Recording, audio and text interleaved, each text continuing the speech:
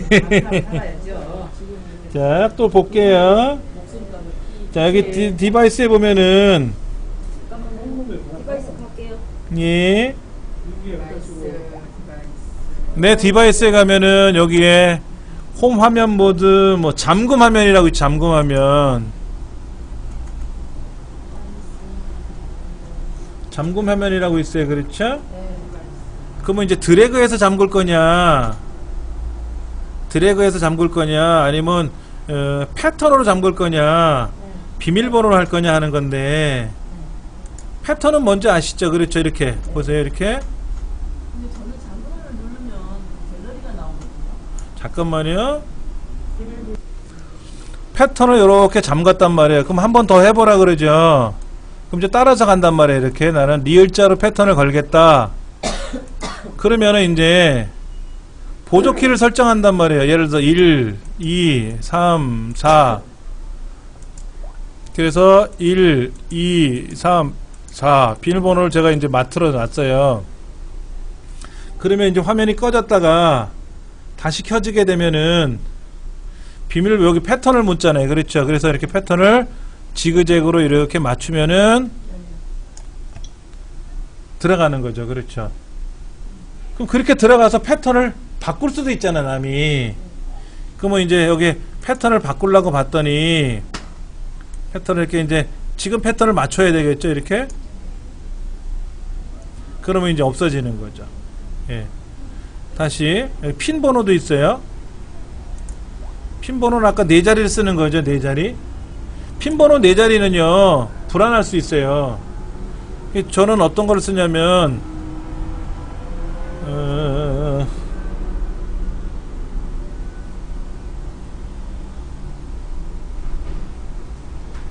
비밀번호를 쓴단 말이에요. 비밀번호로.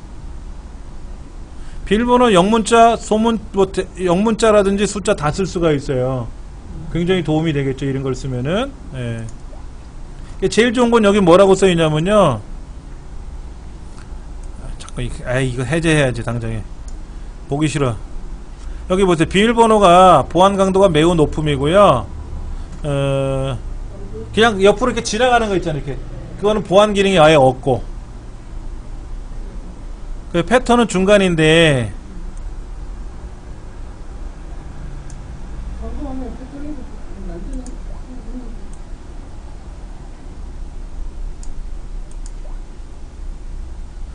보조키 설정. 잠깐만요. 화면 좀 없애버릴게요. 이게 있으니까 되게 불편하네. 비밀번호 했다가 또 잊어버리면 못 여는 거 아니에요? 저 원년. 문제가 그거예요. 비밀번호를 설정했는데 내가 까먹었어. 그러면 내가 못 열어. 그러면 방법은 있어요. 서비스 센터에 가셔야 되는데, 이거 삼성전자니까 삼성전자 서비스 센터에 가야 되는데, 이 핸드폰이 내 건지 누구 건지 모르잖아. 맞아. 서비스 센터 직원 입장에서는. 네. 그러니까 대리점에 가서 이 핸드폰은 이정민 거다. 그런데 지금 서비스 센터에 가서 비밀번호를 몰라서 취소하려고 그런다. 그러니까 근거를 좀 대주시오. 그러면 이 핸드폰은 이정민 겁니다 라고 종에다 인쇄를 해줘요. 그걸 가지고 서비스 센터에 가야 이정민 씨 맞나요? 그럼 확인을 해봐야 되잖아. 신분증하고. 만약 주순 거 가지고 가가지고 내 거라고 뻥치면 안 되잖아. 그러면 거기 있는 직원들은 이 비밀번호를 깨트릴 수가 있어요. 대신에 반드시 신원을 확인하고 깨트리는 거지.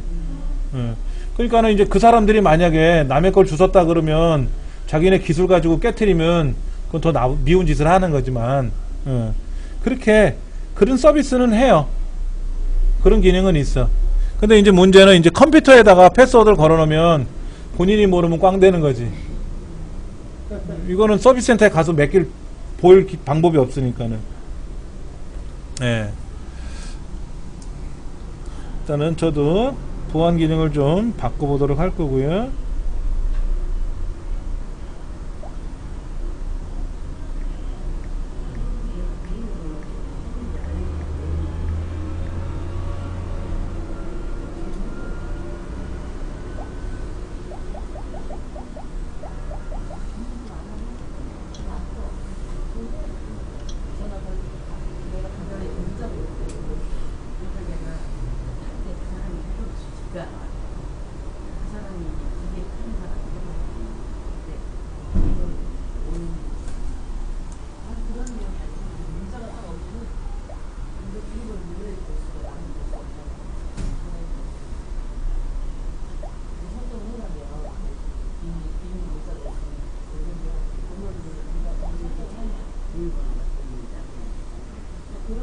비밀번호를 입력하면 좋아요.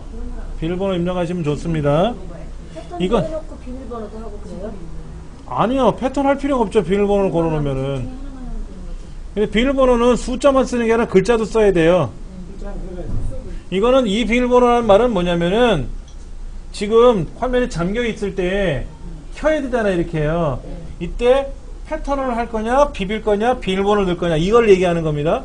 전원이 꺼져 있는 상태에서 배터리를 교체한다든지 해서 껐다가 켰을 때는 비밀번호를 넣을 거냐 말 거냐 다른 기능이에요.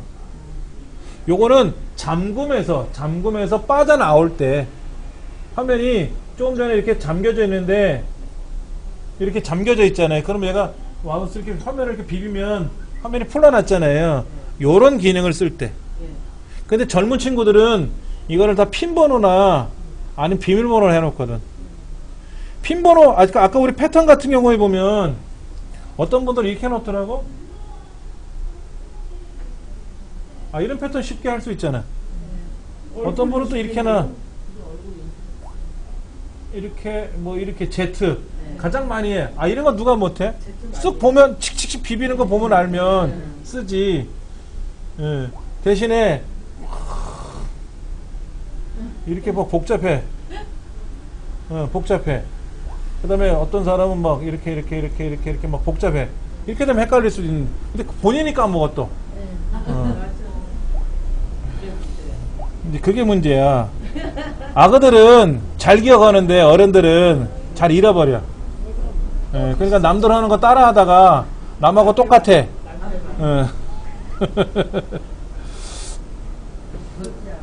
해놓은 게 좋을까요, 그러면? 예? 번호 핀으로 해놓는 게 핀으로 하시면은 화면이 이렇게 다시 이제 켜야 되는데 이때 띡띡띡띡띡 번호를 매번 눌러야 되잖아요. 그만큼 내게 무슨 정보가 많으면 그렇게 해야 되고 굳이 나는 뭐 없거든. 그러면 그냥 저는 그게 급하니까 그냥 이렇게 비비는 거로 끝내버렸어요. 패턴을 그나마 해놓으면 뭐 기억을 하든 Z자를 하든 니은을 하든 어떤 나만의 패턴 하나 해놓는 게 아무래도 좀 도움이 돼요. 예. 안 하는 것보단 낫습니다. 저도 했다가 애 엄마가 왜 걸어놨니? 그치. 왜 보면 안 왜 걸어놨니? 보라고. 원하면 하면 될 거 아니냐. 다 알려주죠. 근데 싫대. 근데 그거야 싫은 거 할 수 없는 거고. 일단 보안 문제가 있으니까는 내가 이거 분실했을 때 그러니까 분실하지 말라고 제가 이렇게 줄을 걸어놓고 손에다 이렇게 들고 다니지 않습니까? 오죽하면 물도 흐르는데 커피 마시고 흐르는데 이거는 안 흘려버리겠어? 이거 돌리지? 예. 그 다음에 이제 빠른 카메라 실행 이런 것도 있어요. 빠른 카메라 실행이라는 게 뭐냐면은요, 빠른 카메라 설정이라고 해서 카메라를 길게 누른 채, 자 보세요. 자 이렇게 눌렀잖아요. 여기를요.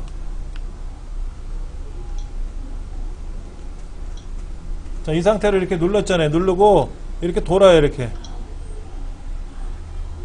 그럼 카메라가 됐죠? 카메라가 됐잖아요. 자 보세요. 우리가 보통 화면이 꺼져 있는 상태에서 사진을 찍고 싶어요.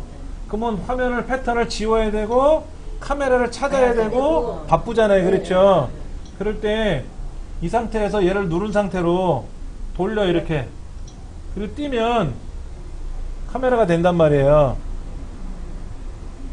그러면 가다가 내가 사진 찍고 싶은 거 있으면 화면을 탁 누르면 이렇게 잠겨져 있지 않습니까? 그럼 이 상태로 눌러. 이렇게 누른 상태로 얘를 꾹 누르고 있다가 화면을 이렇게 돌려. 그리고 손을 띄면 카메라로 돌아가거든. 그럼 바로 찍을 수가 있으니까 편하잖아요. 그렇죠? 그런 용도로. 근데 그 기능이 없어요.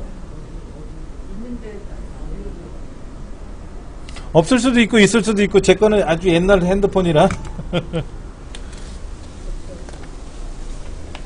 여기는 지문 스캐너 얘기하는데 저는 지문 기능이 없으니까 뭐 이건 말씀드리기가 그렇겠고, 예. 배경 화면 바꾸는 거하고 잠금 화면 바꾸는 거하고 어렵지는 않은데요. 그거는 말씀을 드려야겠다. 위젯하고 앱하고 오늘 설명드리겠고요. 자, 보세요. 여기가 지금 창가 레스토랑이야. 레스토랑. 이 하얀 게 화면이야. 근데 여기 지금 저 뒤에 산도 보여요. 이렇게 산도 보이고, 여기가 이제 탁자가 이렇게 있고, 여기에 사람이 이렇게 서 있거든. 이렇게 앉아 있거든, 지금. 여기 뭐 경치가 너무너무 좋아. 사진을 찍었어요. 그러면 햇살이 강하겠죠, 여기가요. 그럼 카메라 입장에서 봤을 때는, 야, 눈부셔? 이래. 눈부신 상태야? 그래. 그러면 자동으로, 보통 자동으로 찍히잖아요. 그러니까, 야, 어둡게 만들어줘야 돼? 그래. 그러면 이 창가의 밝기가 지금 밖에도 봐도 밝잖아요. 저게 어둡게, 평균을 만들려니까 한 50%는 어두워져야 돼. 근데 사람은 그럭저럭 보였거든, 실내니까. 근데 50% 어두워지니까 까맣게 나오는 거예요. 그럴 땐 어떻게 될까? 후레쉬를 강제로 터트려야 돼.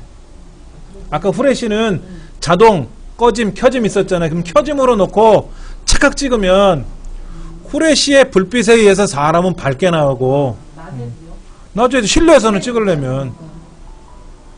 근데 지금 여기 벽 있잖아요. 벽, 저런 벽. 이런 복도에서 사진 찍을 때는 후레쉬를 안 터트려도 돼요. 어둡잖아요. 그럼 알아서 밝게 해줘, 카메라가. 근데 여기 인위적으로 밝잖아, 한 곳이. 그러니까 밝은 곳에 가서 찍으니까. 근데 우리가 저 밖에 나가서 찍으면 어떨까? 잘 나오지. 전체가 밝죠? 나도 밝잖아. 그러니까 평균을 만들려니까 어두워지거든요? 그럼 나도 밝았는데 어두워지니까 잘 나온다고. 근데 실내는 밖에는 밝지만 나는 어둡거든. 그러니까 더 어둡게 만들어주니까 내가 꺼멓게 나오는 거예요. 이거를 역광사진이라 그러는 거예요, 역광. 그러니까 흉해요. 그런 상황을 카메라 공부할 때 배우셔야 돼. 그게 뭐 여러 가지 용도가 있는데, 잠깐 한번 좀 제가 그런 사진을 좀 보여드릴게요. 우리 스마트폰에 카메라가 있기 때문에 제가 그걸 잠깐 설명을 좀 드리는데요.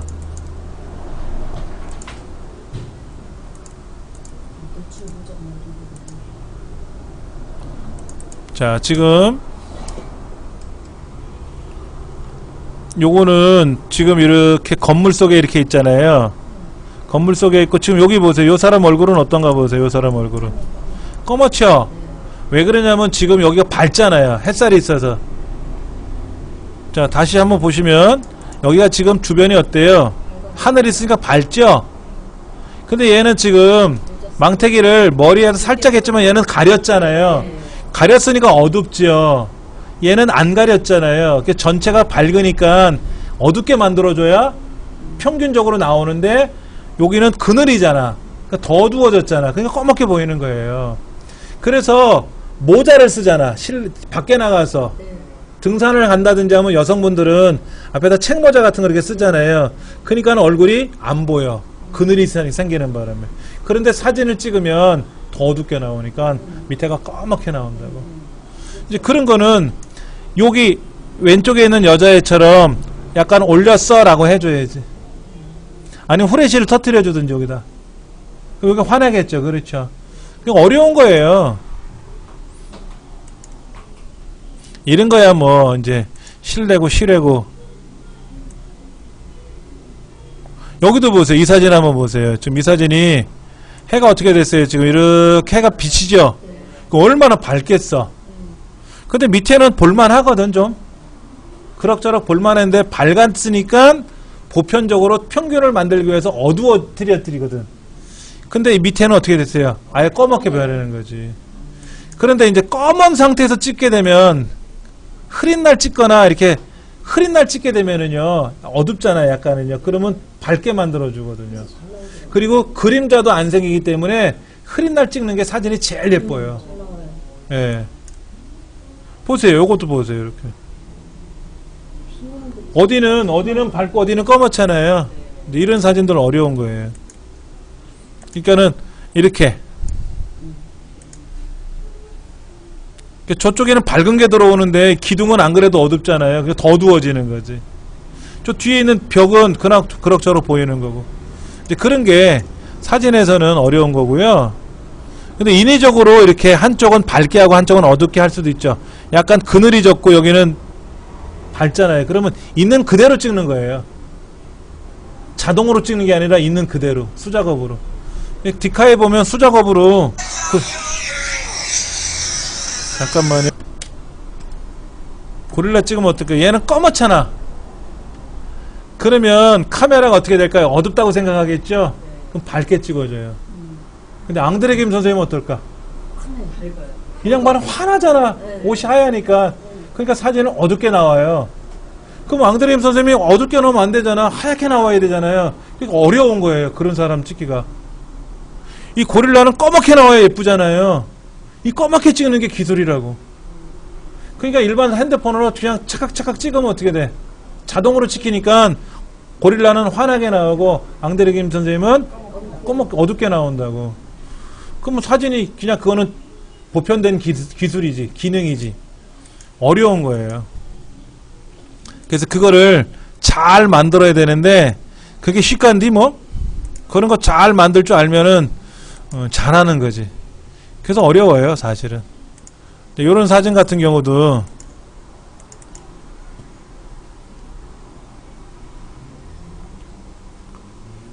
지금 사진에 약간 차이가 있는데 확인하셨나 몰라? 이 두 장의 사진을 자세히 보세요. 이 두 장의 사진에 차이가 있어요?